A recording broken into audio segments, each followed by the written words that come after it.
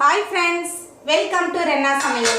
இன்னைக்கு என்ன சமையல் பார்க்க போறோம்னா பாய் வீட்டு கத்திரிக்காய் கிரேவி பார்க்க போறோம். இது பிரியாணி, புலாவ், ஒயிட் ரைஸ் எல்லாத்துக்குமே ரொம்ப சுவையா இருக்கும். ரொம்ப எளிமையான முறையிலயும் இந்த கத்திரிக்காய் கிரேவியை செஞ்சு முடிச்சிடலாம். ரொம்ப அட்டகாசமா இருக்கும். நல்லெண்ணெய் மணத்தோட எள்ளு வாசத்தோட ரொம்ப கலக்கலா இருக்கும். அந்த சுவையான பாய் வீட்டு கத்திரிக்காய் கிரேவி எப்படி செய்யறதுன்னு வாங்க பார்த்துடலாம். கத்திரிக்காய் கிரேவிக்கு அடுப்பில் ஒரு கடாய் வச்சுருக்கேன். அதில் 3 டேபிள் ஸ்பூன் வேர்க்கடலை, 1/2 கப் தேங்காய் ரெண்டுத்தையும் சேர்த்துட்டு நல்லா வறுத்துடலாம். அடுப்பை குறைவான தணலில் வச்சு வறுத்துக்கோங்க.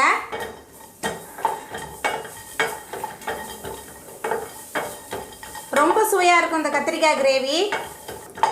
வறுத்த வேர்க்கடலை தான் சேர்த்துருக்கோம், அதனால் ரொம்ப நேரம் வதக்க வேணாம், லைட்டாக வதக்குனா போதும். இப்போ இதில் 2 டீஸ்பூன் கருப்பு எள்ளு சேர்த்துடலாம். கருப்பு எள்ளு சேர்த்துட்டு வதக்கிடலாம்.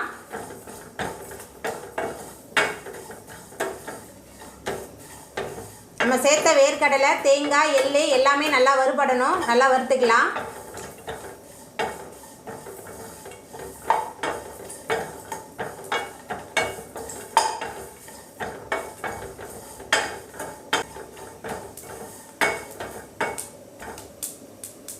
வேர்க்கடலையும் தேங்காயும் நல்லா வறுபட்டுருச்சு. எள்ளும் நல்லா பொரிய ஆரம்பிச்சிருச்சு. பாருங்கள், நல்லா டப்னு சத்த வர ஆரம்பிச்சிருச்சு. இப்போ நம்ம அடுப்பை ஆஃப் பண்ணிடலாம். அடுப்பை ஆஃப் பண்ணிவிட்டு நல்லா ஆறுனதுக்கப்புறம் ஒரு மிக்ஸி ஜாரில் சேர்த்துட்டு அரைச்சிடலாம். கத்திரிக்காய் கிரேவி பண்ணுறதுக்கு அடுப்பில் கடாய் வச்சுருக்கேன். இப்போ எண்ணெய் சேர்த்துடலாம். எண்ணெய் சூடாகிட்டு அடுப்பை குறைவான தணலில் வச்சு கத்திரிக்காயெலாம் நல்லா பொரித்து எடுத்துடலாம். நான் 7 கத்திரிக்காய் எடுத்திருக்கேன், பூச்சி இல்லாமல் எடுத்திருக்கேன். கத்திரிக்காவை இந்த மாதிரி 4 பக்கமும் கீறி வச்சுருக்கேன். குட்டி கத்திரிக்காய் தான் எடுக்கணும்னு இல்லை, எந்த கத்திரிக்காய் வேணாலும் எடுக்கலாம். ஆனால் பிஞ்சு கத்திரிக்காவை பார்த்து எடுத்துக்கோங்க. பெரிய கத்திரிக்காயில் செஞ்சாலும் இந்த கத்திரிக்காய் கிரேவி நல்லாயிருக்கும். எண்ணெயில் நல்லா வறுத்துடலாம்.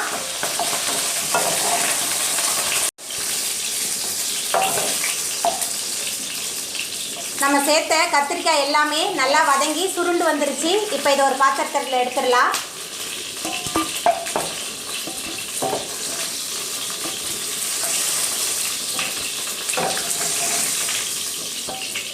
இப்போ அதே கடாயில் 2 டீஸ்பூன் நல்லெண்ணெய் சேர்த்துடலாம். நல்லெண்ணெய் சேர்த்து நல்லெண்ணெய் நல்லா சூடாயிட்டு, நல்லெண்ணெய் தான் சேர்க்கணும். நல்லெண்ணெய் சேர்க்கும் போது தான் நல்லா சுவையாக இருக்கும். இப்போ இதில் மிளகு சேர்த்துடலாம். 2 டேபிள் ஸ்பூன் மிளகு எடுத்திருக்கேன். நம்ம சேர்த்த நல்லெண்ணெயில் மிளகு நல்லா பொரிய ஆரம்பிச்சிருச்சு. நீல வாக்கில் நறுக்குன 2 பெரிய வெங்காயத்தை சேர்த்துடலாம். அது கூடவே 2 தக்காளி பழம், வெங்காயம் தக்காளி ரெண்டையும் நல்லா வதக்கிடலாம்.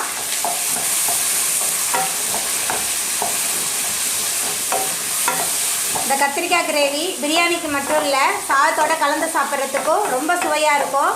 வறுத்து அரைக்கும் போது எள்ளெல்லாம் சேர்த்து அரைச்சிருக்கோம், அதனால் ரொம்ப சுவையாக இருக்கும். நல்லா வதக்கிடலாம். வெங்காயமும் தக்காளியும் நல்லா வதங்கிட்டு இருக்கு. கொஞ்சமாக கருவேப்பிலை சேர்த்துடலாம். அதுக்கப்புறமா 1 டேபிள் ஸ்பூன் இஞ்சி பூண்டு விழுது எல்லாத்தையும் சேர்த்துட்டு நல்லா வதக்கிடலாம்.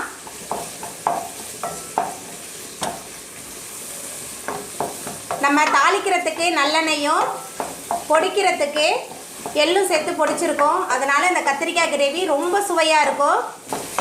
வதக்கும் போதே நல்லெண்ணெய், மிளகு எல்லாமே நல்லா வதங்கி அதோட வாசனை நல்லா இருக்குது. சுவையுமே ரொம்ப சூப்பராக இருக்கும். நம்ம சேர்த்த வெங்காயம், தக்காளி, இஞ்சி பூண்டு விழுது எல்லாமே நல்லா வதங்கி வந்துருச்சு. இப்போ இதில் நம்ம வதக்கி வச்ச கத்திரிக்காயை சேர்த்துடலாம். அது கூடவே குழம்பு மிளகாய் தூள் 2 டேபிள் ஸ்பூன் எடுத்திருக்கேன்.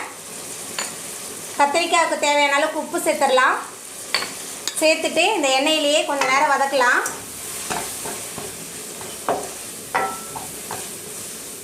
உங்கள்கிட்ட குழம்பு மிளகாய் தூள் இல்லைன்னா நீங்கள் தனி மிளகாய் தூளும் மல்லித்தூளும் சேர்த்துக்கோங்க.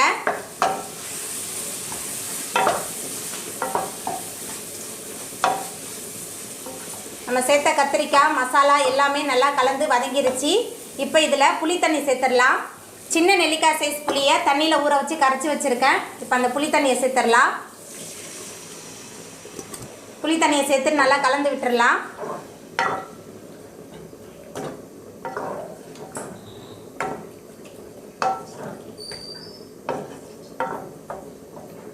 கொஞ்சமாக தண்ணி சேர்த்துக்கலாம். நம்ம சேர்த்த புளி தண்ணிலாம் நல்லா கொதித்து வரட்டும். நம்ம சேர்த்த புளி தண்ணி மசாலா எல்லாமே சேர்ந்து நல்லா கலந்து கொதிக்க ஆரம்பிச்சிருச்சு. இப்போ நம்ம மிக்ஸி ஜாரில் சேர்த்து அரைச்ச தேங்காய் விழுதை சேர்த்துடலாம். தேங்காய் எள்ளு எல்லாமே சேர்த்து அரைச்ச விழுது இது. விழுதை சேர்த்துட்டு நல்லா கலந்து விட்டுடலாம். கலந்து விட்டாச்சு. எல்லாம் சேர்ந்து நல்லா கொதித்து வரட்டும். நம்ம சேர்த்த தேங்காய் மசாலா சேர்த்து நல்லா கொதிக்க ஆரம்பிச்சிருச்சு. நல்லா கொதித்து சுண்டி வரட்டும். கத்திரிக்காய் கிரேவி கொஞ்சம் திக்காக இருந்தால் தான் நல்லாயிருக்கும். நல்லா திக்காகி கொதித்து வரட்டும். கத்திரிக்காய் கிரேவி ரொம்ப சூப்பராக ரெடி ஆகிட்டு நல்லெண்ணெய் மணத்தோட எள்ளு வாசனையோட நல்லா கமன்னு இருக்குது நம்மளோட கத்திரிக்காய் கிரேவி. நம்ம இப்போ அடுப்பு ஆஃப் பண்ணிடலாம். அவ்வளோதாங்க, நம்மளோட கத்திரிக்காய் கிரேவி ரொம்ப சூப்பராக ரெடி ஆகிட்டு ரொம்ப சுவையாக இருக்கும் இந்த கத்திரிக்காய் கிரேவி. நீங்களும் உங்கள் வீட்டில் இந்த சுவையான கத்திரிக்காய் கிரேவியை செஞ்சு பாருங்கள். இந்த வீடியோ உங்களுக்கு பிடிச்சிருந்தா லைக் பண்ணுங்கள், ஷேர் பண்ணுங்கள், கமெண்ட் பண்ணுங்கள், சப்ஸ்கிரைப் பண்ணுங்கள். அப்படியே பக்கத்தில் உள்ள பெல் பட்டனை கிளிக் பண்ணிடுங்க. நன்றி.